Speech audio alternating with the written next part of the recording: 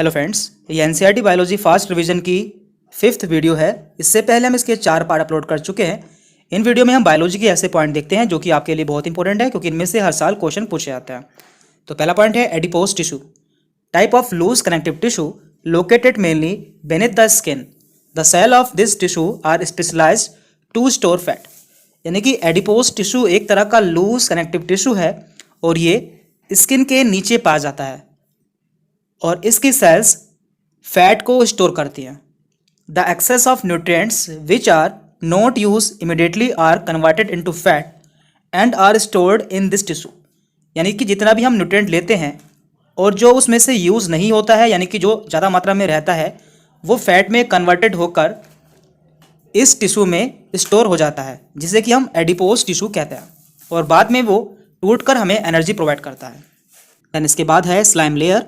ये आपके लिए बहुत ही इंपॉर्टेंट पॉइंट है और एनसीईआरटी के पेज नंबर 128 पर दिया हुआ है। Glycocalyx differ in composition and thickness among different bacteria. तरह तरह के बैक्टीरिया में ग्लाइकोकैलिक्स की थिकनेस और कंपोजिशन अलग अलग पाया जाता है। It could be loose sheath called the slime layer और it may be thick and tough called capsule. यानी कि यदि ये लूज शीथ के रूप में पाया जाता है तो इसे स्लाइम लेयर कहते हैं, और यदि ये थिक एंड टफ शीथ के रूप में पाया जाता है तो इसे कैप्सूल कहते हैं। तो आपको ये दोनों पॉइंट्स याद रखने हैं।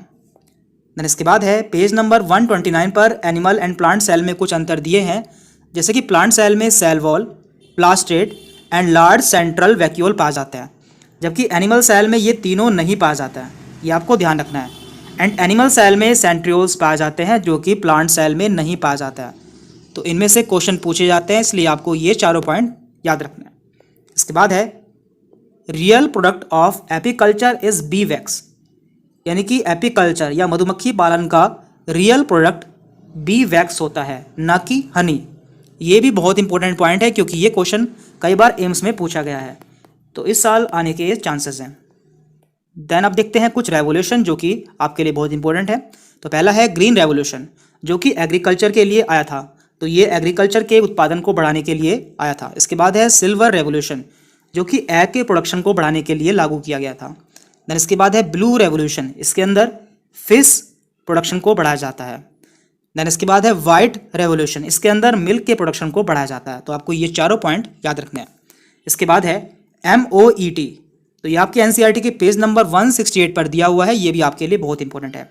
इसकी फुल फॉर्म होती है multiple ovulation embryo transfer, use for heard improvement. Heard means होता है पशु, जैसे कि कैटल, सेप, रैबिट, बफेलो। तो इन सब के इम्प्रूवमेंट के लिए MOET टेक्निक आई थी। In MOET cow is administered hormones with FSH like activity to induce follicular maturation and super ovulation. Instead of 1 egg they produce 6 to 8 eggs. MOET में cow में FSH activity वाला hormone introduce किया जाता है या उसमें लगाया जाता है, जिससे उसका फोलिकुलर मैचुरेशन बढ़ जाता है और वो एक एग के स्थान पर 6 से 8 एग प्रोड्यूस करती है। If we want evolve a pure line in any animal then inbreeding is necessary.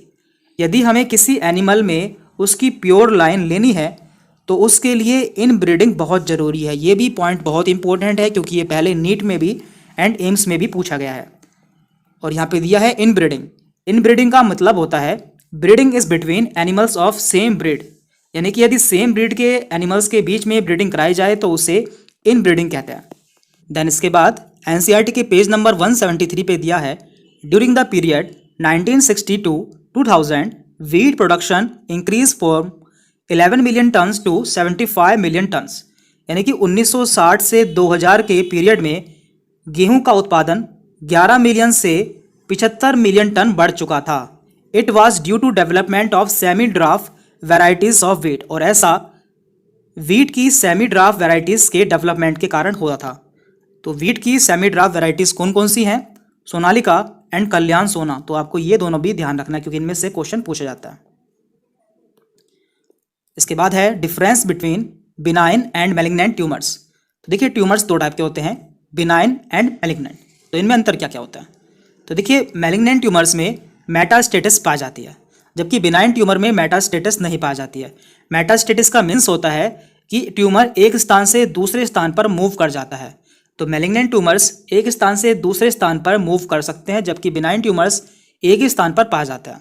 And benign tumours slow growing होते हैं, यानी कि ये धीरे धीरे ग्रो करते हैं, जबकि मैलिग्नेंट ट्यूमर्स फास्ट ग्रोइंग होते हैं, यानी कि ये बहुत तीव्र गति से ग्रो करते हैं और इनमें अनकंट्रोल ग्रोथ पाई जाती है।